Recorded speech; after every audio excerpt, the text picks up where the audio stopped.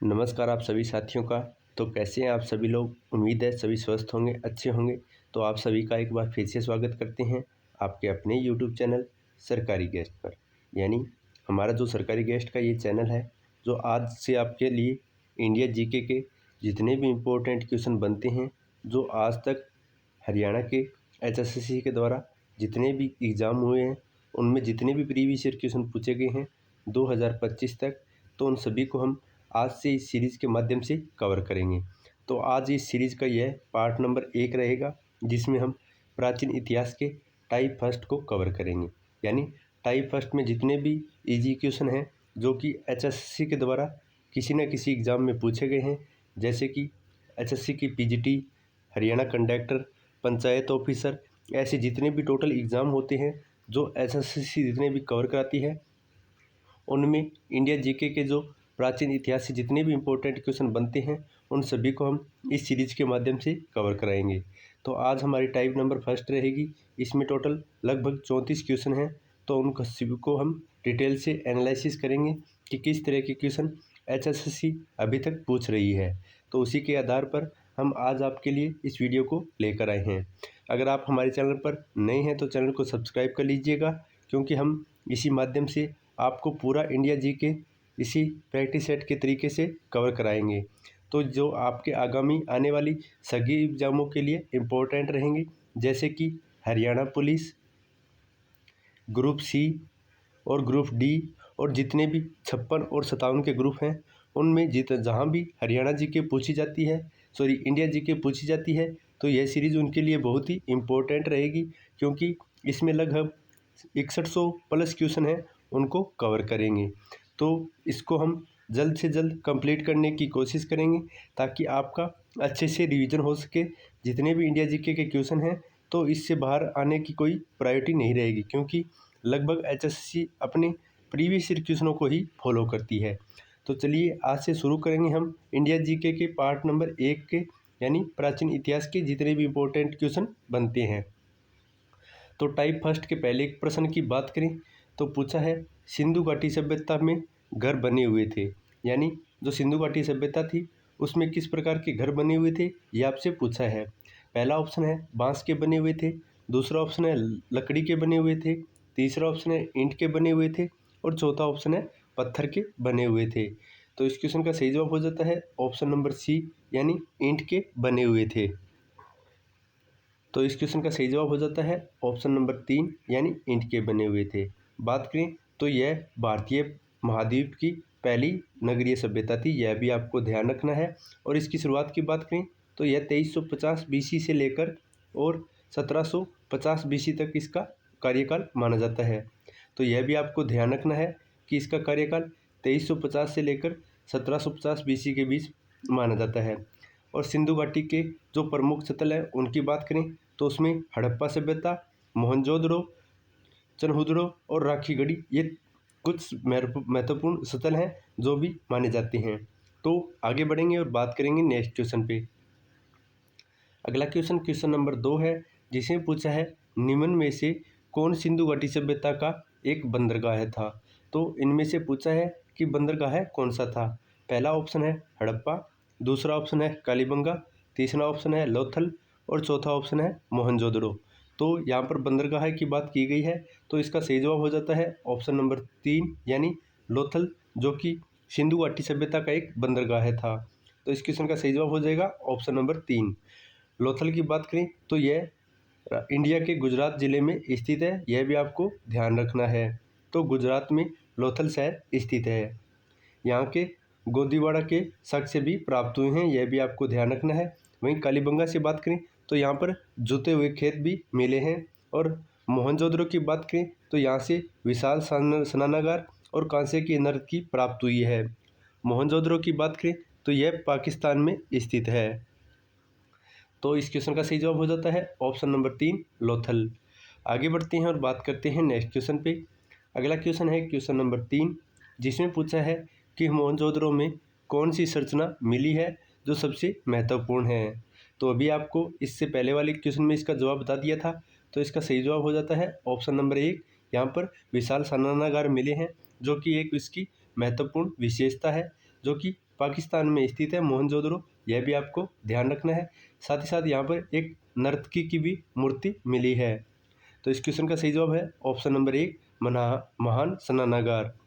आगे बढ़ते हैं और बात करते हैं नेक्स्ट क्वेश्चन पे। अगला क्वेश्चन है क्वेश्चन नंबर 4। पूछा है वेदों की रचना किस भाषा में हुई थी। तो वेदों की रचना की बात करें तो यह कौन सी भाषा में हुई थी, तो यह आपसे पूछा है। और आपके सामने 4 ऑप्शन है।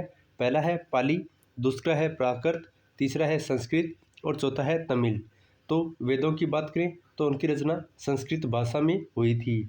तो वेदों की बात करें तो कुल वेद कितने हैं, तो कुल वेद 4 हैं, जिनमें से पहला होता है ऋग्वेद, दूसरा है यजुर्वेद, तीसरा है सामवेद और चौथा है अथर्ववेद। यह भी आपको ध्यान रखना है। और ऋग्वेद की बात करें तो इसमें 1028 सूतक हैं और 10 मंडल हैं। यह भी आपको ध्यान रखना है कि इसमें कितने सूतक हैं और कितने मंडल हैं। तो इस क्वेश्चन का सही जवाब हो जाता है ऑप्शन नंबर 3 संस्कृत में। आगे बढ़ेंगे और बात करेंगे नेक्स्ट क्वेश्चन पे। अगला क्वेश्चन है क्वेश्चन नंबर 5, जिसमें पूछा है सिंधु घाटी सभ्यता के लोगों को किस किस धातु की जानकारी नहीं थी। यानी सिंधु घाटी सभ्यता के लोगों को इनमें से कौन से धातु की जानकारी नहीं थी, यह आपसे पूछा है। और आपके सामने 4 ऑप्शन दिए हैं और इसका सही जवाब हो जाता है ऑप्शन नंबर ए, यानी उन्हें लोहे धातु की जानकारी नहीं थी, बाकी टिन, ताम्र और सीसा उनसे यह अवगत थे। तो सिंधु घाटी सभ्यता की खोज की बात करें तो राय बहादुर साहनी ने इसकी खोज की थी। और इस सभ्यता के मुख्य निवासी द्राविड़ एवं भूमध्य सागरीय थे। और सिंधु घाटी सभ्यता में लोग लोहे से अनजान थे। यह एक नगरीय सभ्यता थी, यह भी आपको ध्यान रखना है। और वह लोहे से जानकार नहीं थे। इसका राइट आंसर हो जाता है ऑप्शन नंबर ए। आगे बढ़ते हैं और बात करते हैं नेक्स्ट क्वेश्चन पे। तो अगला क्वेश्चन रहेगा क्वेश्चन नंबर 6। क्वेश्चन नंबर 6 की बात करें तो इसमें पूछा है कि उपनयन संस्कार क्या होता है। तो पूछा गया है उपनयन संस्कार क्या होता है। तो आपके सामने 4 ऑप्शन हैं और इसका सही जवाब हो जाता है ऑप्शन नंबर 3, यानी बच्चों का पवित्र जनेऊ संस्कार ही उसे हम उपनयन संस्कार के नाम से जानते हैं। उपनयन संस्कार की बात करें तो हिंदू धर्म के अंतर्गत एक पवित्र संस्कार होता है। इसमें जो बच्चे का यानी पुरुष का जो पवित्र जनेऊ संस्कार किया जाता है तथा बच्चे द्वारा धर्म से संबंधित कुछ मापदंडों को ग्रहण किया जाता है। यह हिंदू धर्म के अंतर्गत एक पवित्र संस्कार माना जाता है। तो इस क्वेश्चन का सही जवाब हो जाता है ऑप्शन नंबर 3। आगे बढ़ते हैं और बात करते हैं नेक्स्ट क्वेश्चन पे। अगला क्वेश्चन है क्वेश्चन नंबर 7। क्वेश्चन नंबर 7 की बात करें तो इसमें पूछा है कि निम्नलिखित जिलों में से किसमें हड़प्पा सभ्यता का राखीगढ़ी स्थल खोदा गया था। तो पूछा है राखीगढ़ी स्थल कहाँ पर स्थित है। तो आपके सामने 4 ऑप्शन हैं और इसका सही जवाब हो जाता है ऑप्शन नंबर 2, यानी हिसार जिले में राखीगढ़ी स्थल स्थित है। तो हड़प्पा सभ्यता के राखीगढ़ी स्थल की बात करें तो हरियाणा के हिसार जिले में खोदा गया था। और राखीगढ़ी के उत्खनन की बात करें तो इसका उत्खनन 1997 से लेकर 1999 के बीच किया गया था। और इसे बात करें तो इसे अमरेंद्रनाथ के द्वारा किया गया था। और राखीगढ़ी से महत्वपूर्ण स्मारक की बात करें जैसे दुर्ग प्राचीर, मंडल, कोठरिया, उनसे चबूतरे प्राप्त किए गए हैं। वहीं राखीगढ़ी के उत्खनन से जल निकासी की व्यवस्था, आने जाने का मार्ग और कांसा तथा अन्य धातुओं की वस्तुएं भी प्राप्त हुई है। यह भी आपको राखीगढ़ी के बारे में जानकारी ध्यान रखनी है। आगे बढ़ते हैं और बात करते हैं नेक्स्ट क्वेश्चन पे।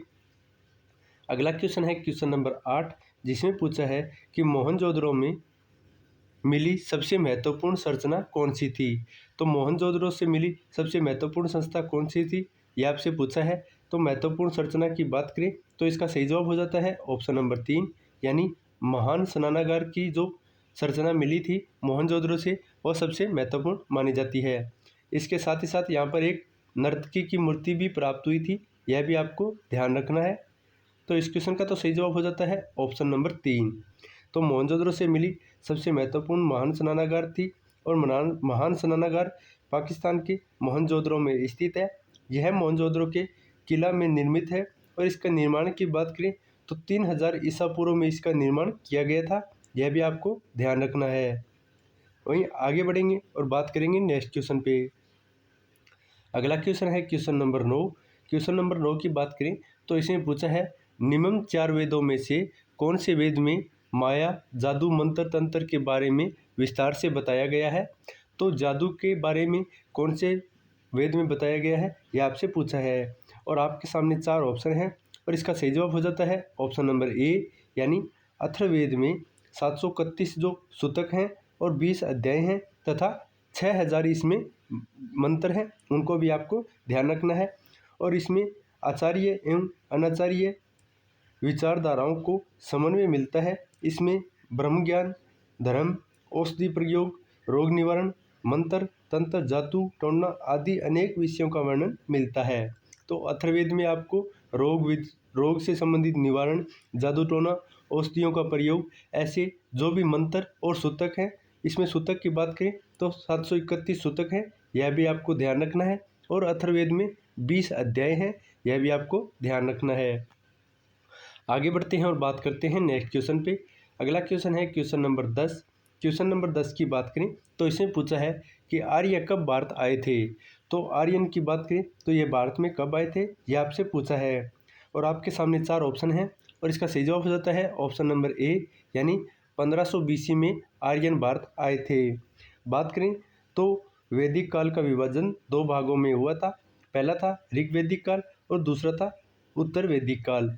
जो आर्यन आए थे वो पहले ऋग्वैदिक काल में आए थे, यानी जिनका कार्यकाल 1500 से लेकर 1000 BC तक था, यह भी आपको ध्यान रखना है। और उसके बाद आया था उत्तर वैदिक काल, जो कि 1000 BC से लेकर 600 BC तक रहा था। तो इस क्वेश्चन का सही जवाब हो जाता है ऑप्शन नंबर ए, 1500 BC में आर्यन भारत आए थे। तो आज तक बात करेंगे हम टोटल 10 क्वेश्चनों की। उम्मीद है आपको आज का प्रैक्टिस सेट पसंद आया है, जिसमें हमने टोटल 10 क्वेश्चनों को कवर किया है, जो कि सभी के सभी PYQ है, यानी HSSC के जितने भी एग्ज़ाम हुए हैं उनमें इस क्वेश्चनों को पूछा गया था। तो मिलते हैं एक नई प्रैक्टिस सेट के साथ। तब तक के लिए आप कमेंट में बता सकते हैं कि आपको यह प्रैक्टिस सेट कैसा लगा। अगर आपको यह प्रैक्टिस सेट पसंद आया है तो आगे भी हम इसे कंटिन्यू रख सकते हैं, तो कमेंट में एक बार यस लिख दीजिए। अगर आप इसी प्रकार के अगर आगे भी इसी प्रकार के प्रैक्टिस सेट चाहते हैं जिसके माध्यम से हम आपको इंडिया जीके कवर करा सकें, तो एक बार कमेंट में यस ज़रूर लिखना, ताकि हमें भी पता चल सके कि आपको इस तरह के प्रैक्टिस सेट की आवश्यकता है। तो मिलते हैं एक नई वीडियो के साथ, तब तक के लिए धन्यवाद। और चैनल पर नए हैं तो चैनल को सब्सक्राइब कर लीजिएगा और वीडियो को लाइक कर दीजिएगा। जय हिंद, जय भारत।